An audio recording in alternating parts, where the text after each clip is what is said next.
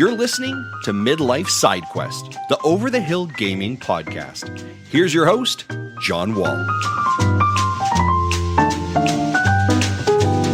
It's June 26, 2025, and welcome to episode 139 of Midlife Side Quest, the Over the Hill video game podcast. My name is John Wall, and every Thursday morning I bring you my video game impressions, the latest industry news, and tales of a Gen X geek, delivered to you in just 15 minutes.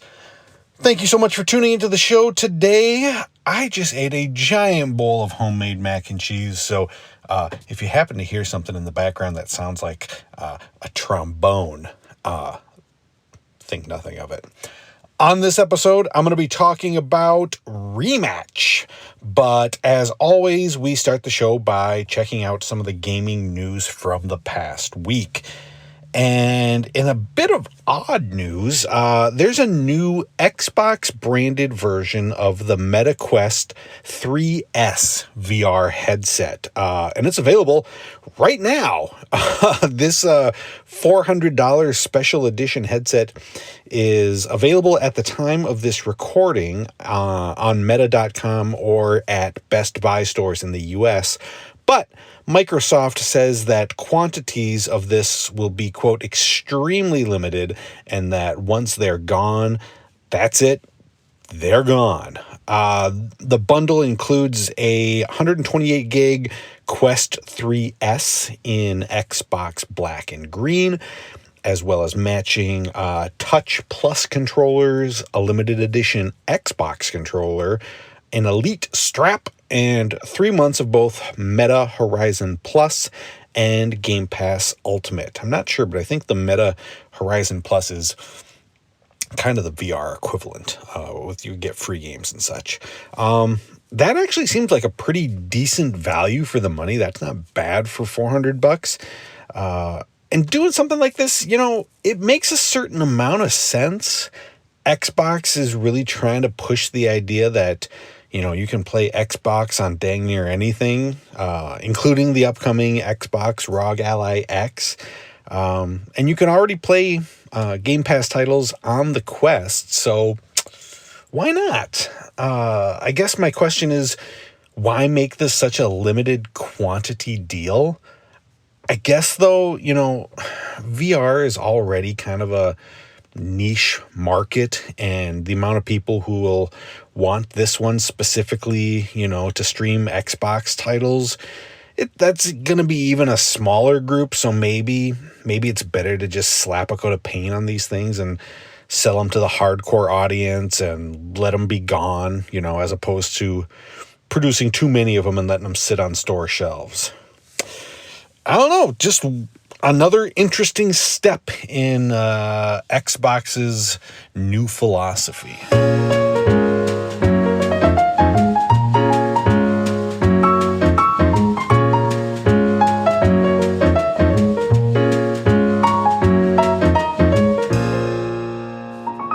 So I've talked on the show before about how I'm not really an online multiplayer kind of guy, you know, for two reasons. Number one, I'm not really a very social person, you know, putting on a headset and chatting with people, whether they're friends or strangers.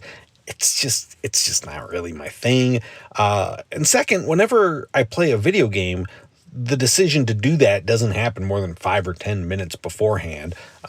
As an adult, it's hard to pre-schedule, you know, playtime when you have, you know, so many things on your plate. So when I do play, you know, single player stuff is the way to go.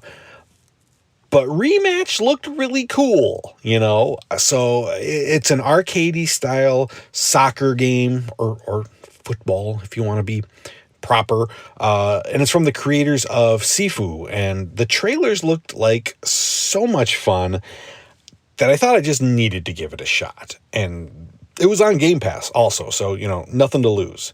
And I ended up playing a lot this past weekend, and I've been playing pretty much every day since, because I was right, and this game is a ton of fun. That is when the other idiots on your team aren't trying to ruin the experience. But let's talk about the game itself first. So when you start out, your choices are the practice mode and quick play. And later on, you'll unlock ranked games. But at first, I didn't feel ready to, jump into that wood chipper yet.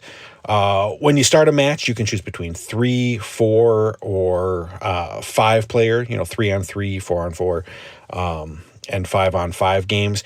And I definitely recommend starting out with the 3-on-3 mode first. It helps you to kind of get the feel of the game before you jump into larger teams, which will definitely require more coordination and more teamwork. What really makes this such an appealing multiplayer game for me, and it's the same thing with games like Splatoon, is that it's quick and it's easy to play. Soccer really doesn't require like a ton of communication, to play. So voice chat isn't necessary. Everyone, knows what the goal is. And with just a click of the right stick, you can call out for the ball or whatever. And as long as everyone works together and is paying attention to what's going on in the field, it all works really great. And the matches are just like 5 minutes or 6 minutes long. So it's not a big time commitment either. I can get in a couple of quick matches before work in the morning or right before bed. It's really easy to fit this game into my life. And it feels really good to play. The movement is responsive and it's fluid, and the controls they're simple enough that, it's really easy to pick up the basics quickly, but there's enough little tricks and nuances to learn and practice so that you can feel like you're, stepping up your game over time and improving. And it's so satisfying when you pull off a slick move, whether it's, playing as the goalie and diving to block a shot, or doing a little spin or juke move to dodge a challenger and launch the ball into the corner of the net. It's such a good feeling. But, like the United States of America, what's holding this game back from greatness are the people.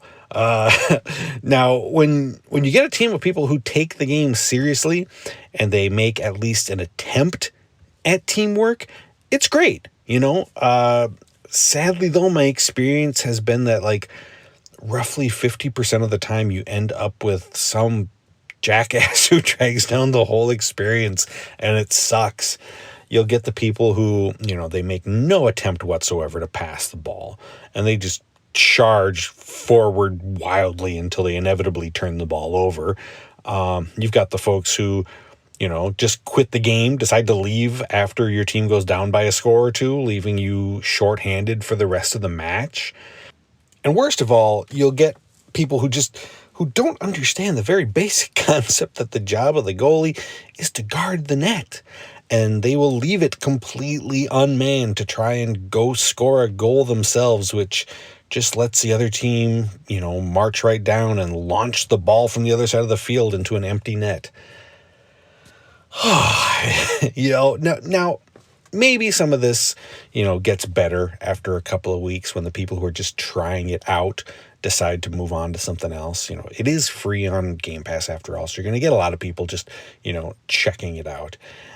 And maybe some of these people are like 7 years old, who just don't know the basics of the game. I don't know. But regardless of who they are or why they suck, it is such a colossal bummer when you get matched with them, because if one person isn't doing their part, it's really hard for the rest of the team to pick up the slack. It just kind of tanks the game for everybody. Like I said, though, if you have a team of friends that you can squad up with, or if you get matched with some people who at least make an effort, this game is ridiculously fun. It's got a fun and colorful art style with cool looking arenas that can change mid-match, and there's a battle pass style system to unlock things like different pieces of gear or celebrations. I could totally see this being the kind of game that I just keep going back to all year long when, I've got a quick 15, 20 minutes to play. So just do me a favor. When you get rotated into the goalie position, stick close to the freaking net.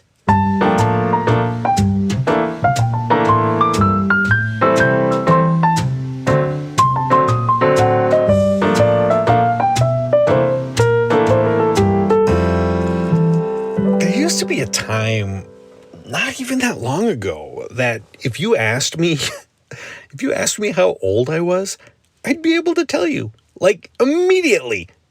How old are you? 27. How old are you? 33. Boom. I didn't even have to think about it. Just right off the top of my head. I knew exactly how long I had been alive. But somewhere around in my 40s, that stopped being the case. I think it was around the time that I stopped looking forward to birthdays. In your 20s and 30s, you get excited about your birthday. Oh man, I'm going to take the day off of work. I'm going to go out with my friends. We're going to get torn up. It's going to be amazing.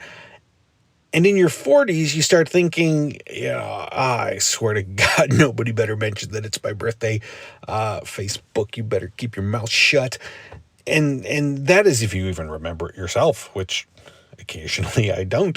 So I think once you start not caring or getting excited about it, you kind of stop keeping track of it. So when this woman who works in my office asked me the other day how old I was, I had to stop and think. My first thought was, am I 45? I think I could be 45. That seems plausible. And then I tried to do the math. But the older you get, the tougher that math becomes. I'm a high school dropout, for crying out loud.